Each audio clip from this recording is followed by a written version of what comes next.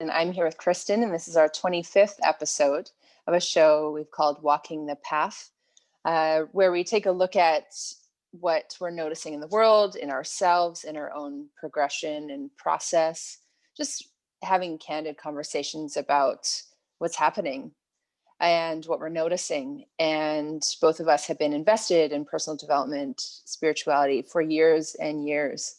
And well, especially from, I would say, 2010 to now, that's when it's been more of a priority and a focus. And we, both of us have made all sorts of choices to move and shift and change and, and teach that capacity to flow and work with events that are happening rather than fight them. And I feel like that's kind of the time we're in, of having to almost learn how to be, what to do, how to show up with what's happening.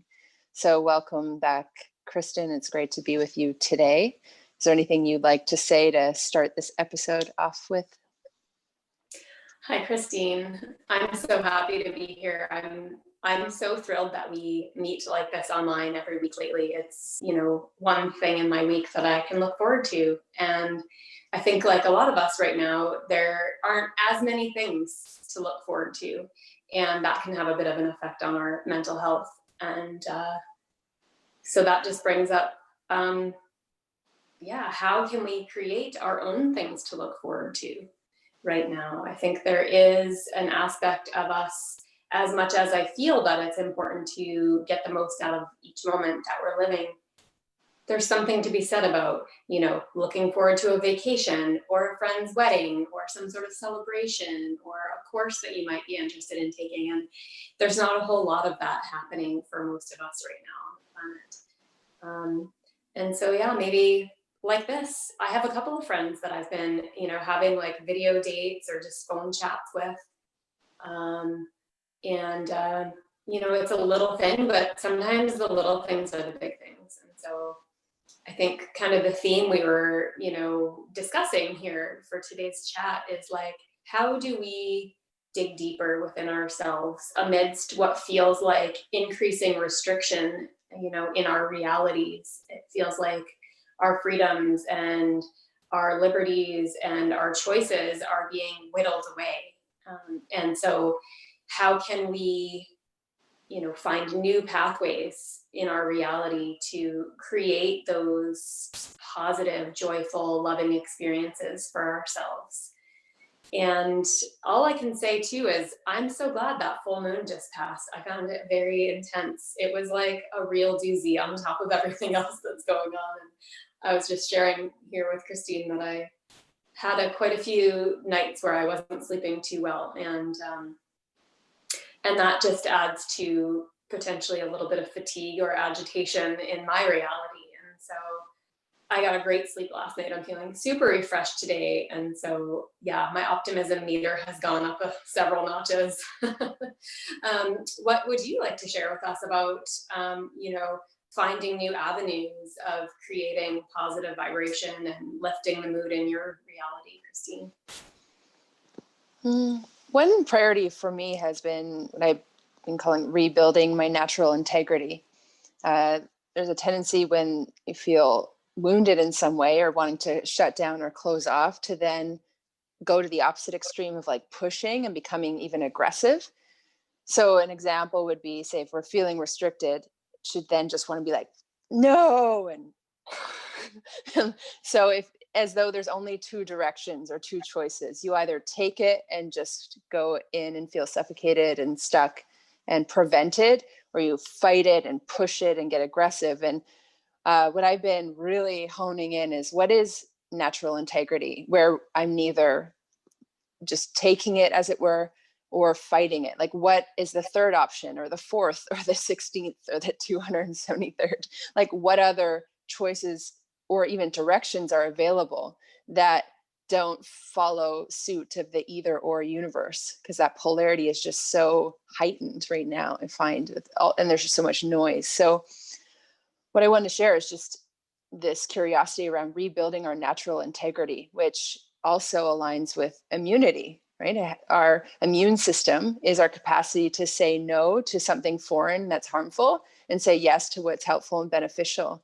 And same with integrity, saying yes to what's beneficial and no to what's harmful, and rebuilding this capacity so we're no longer compromised, so we're no longer stuck either taking it and shutting down or fighting and becoming aggressive, because either of those directions are so tempting right now, but neither of them bring relief. Both are suffering. And I just see so much of that angst and agitation and suffering of just wanting to push and fight and force, and then having this opposer come in and try to prevent and restrict. And then, so it's like, what's beyond that playing field? And what other ways can I show up? Can we show up to be a creator, be someone that's here living, engaged in the life process, even though it looks super strange from the perspective of this world right now? Yeah, it's a pretty big question. And I think I would say start simple, start small. I think that's always a great place to start. And as I was sharing with you, I've been going out for walks as many days as I can. And I have noticed that because I'm a visible face when I'm out for a walk, I'm not wearing a mask as I walk down the road in this rural area where we live. And I do my best to make eye contact and wave and smile, at every driver that goes by. And most people are just thrilled to see someone smiling and waving.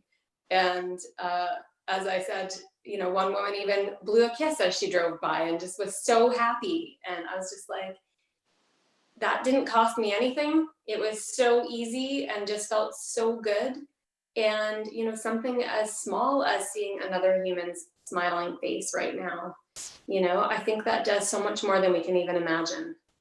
And I think, in the past, I've always known that smiling and, having a positive outlook and spreading love is a helpful thing. But right now, I feel like it's the greatest thing.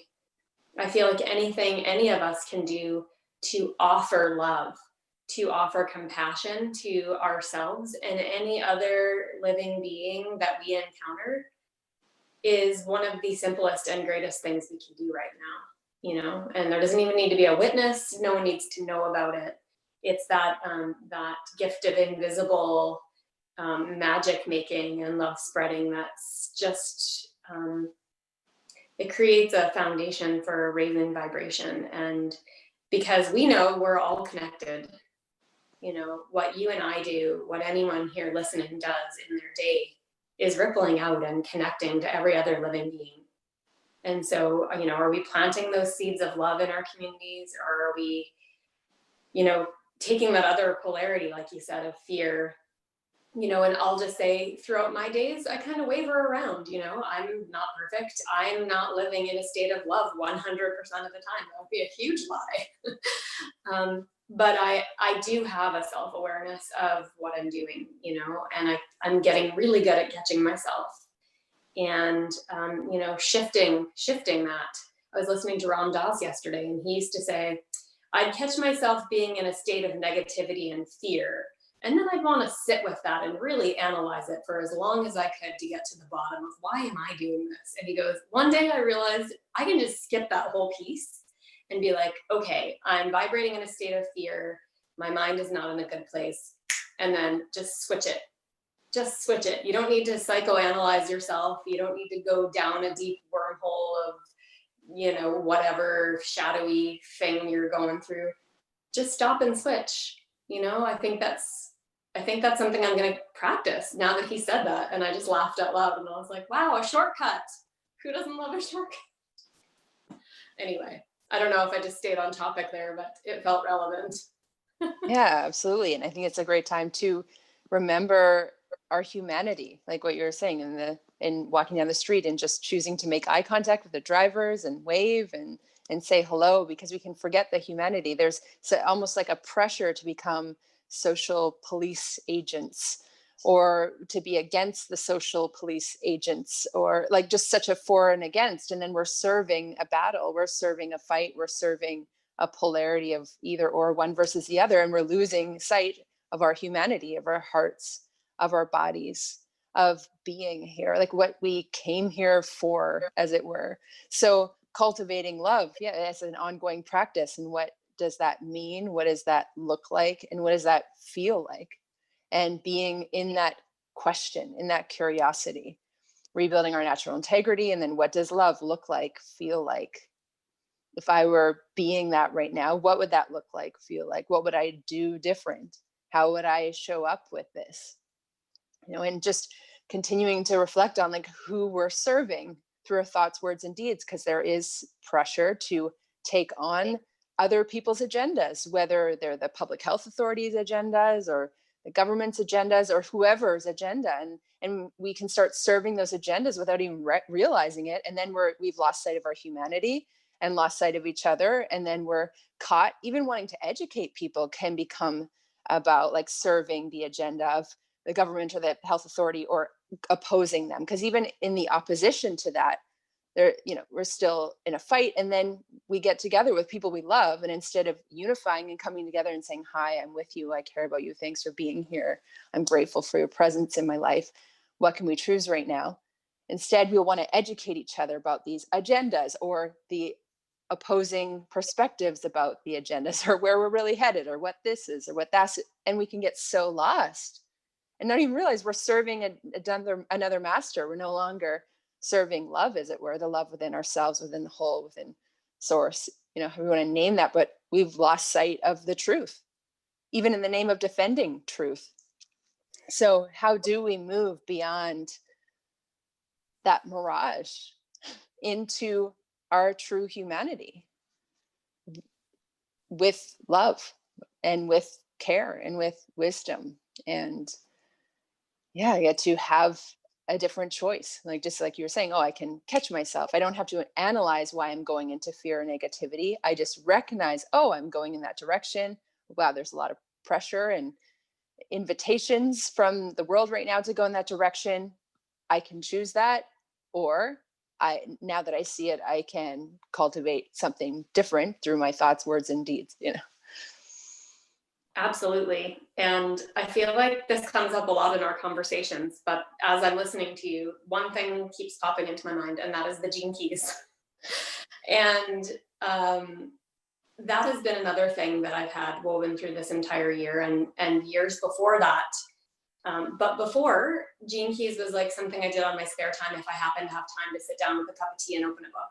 But now it's like something I look at every couple of days. And I've feel so fortunate because I've had this small group of friends and family members. We've been meeting once a week online, doing this.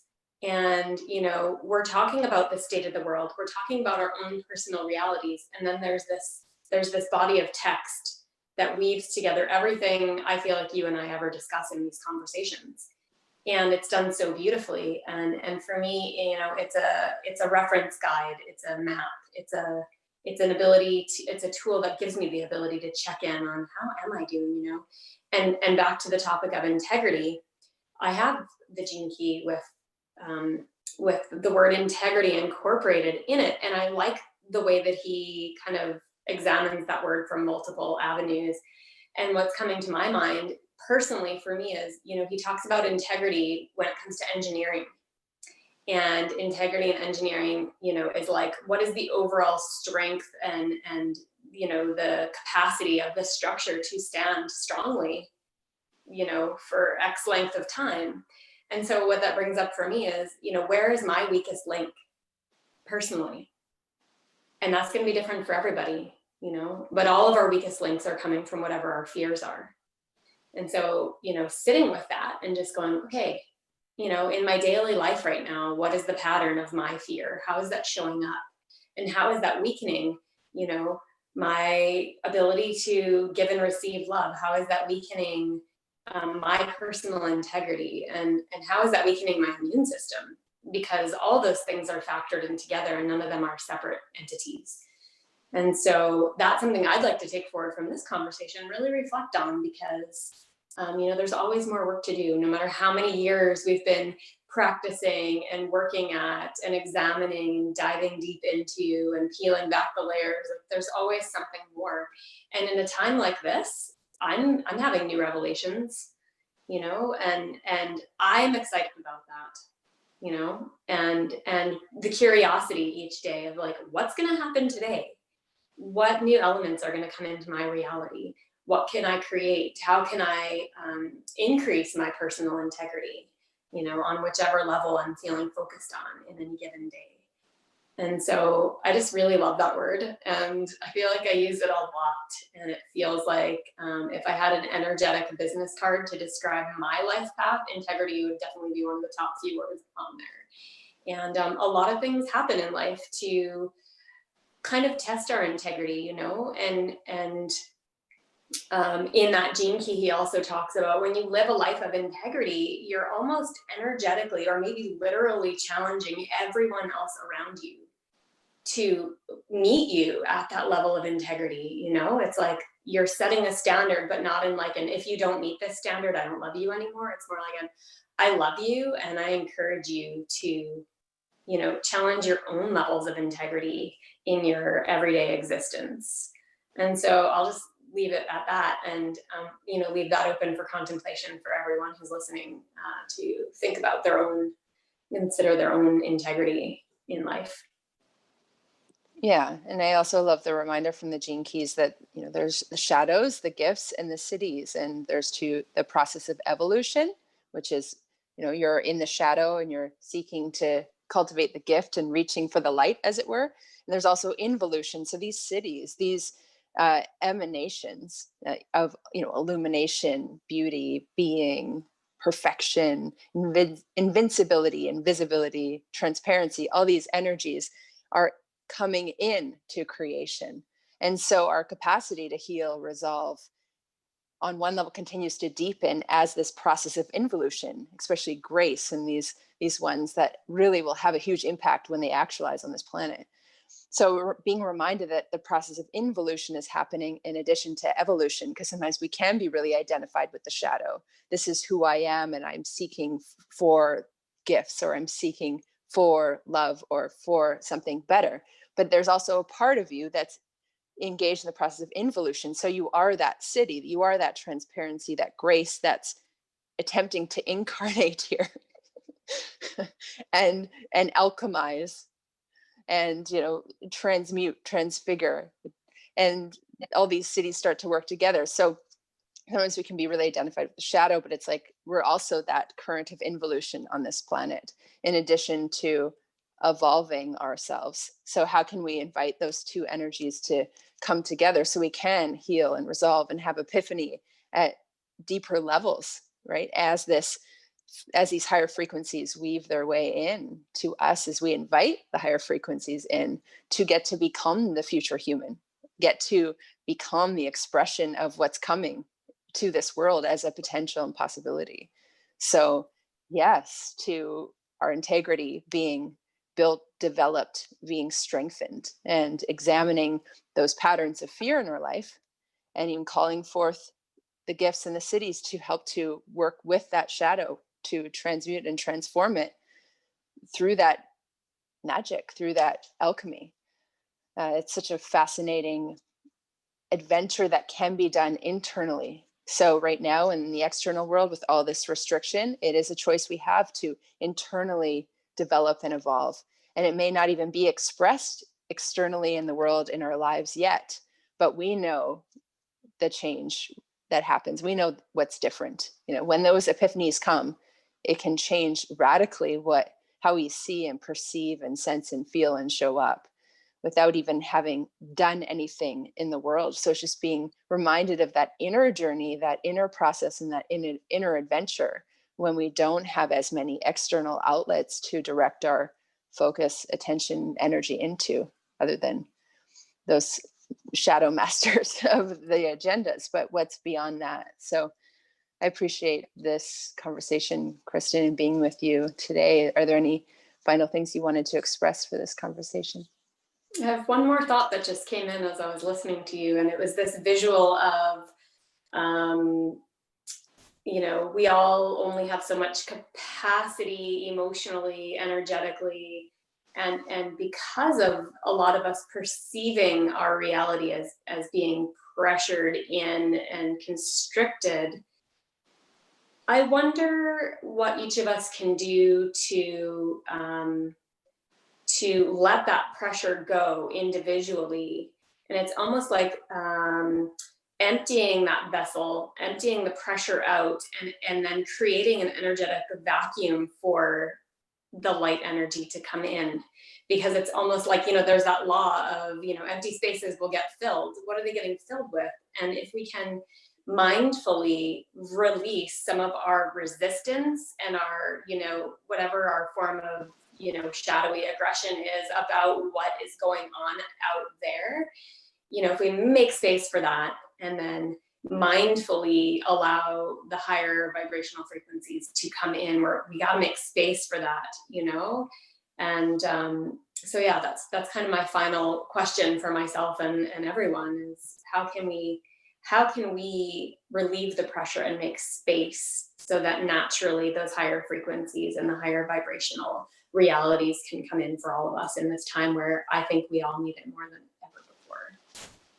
Yeah, and for many of us, that can be our form of advocacy, to advocate for these higher frequencies, to say harmony, peace, transparency, grace, beauty, unity, freedom, and advocating for those frequencies existing and being available here and showing up here and creating miracles. So I wonder how we can be spiritual advocates or truly advocates for the presence of love in the world. So thank you everyone for watching this, listening to this, being with Kristen and I on this 25th episode of Walking the Path, and we will be back with more. And Kristen, did you want to show everyone your little thing that you had held up there? I just grabbed this out of the corner. It's so fun. This is what I'm aiming for. Mm-hmm. Thanks, Christine. Yeah, thank you. And thanks everyone for being here and welcoming the gifts and welcoming the cities and being the spiritual advocates we are beyond the pressure of the shadow fight. Thank you, everyone.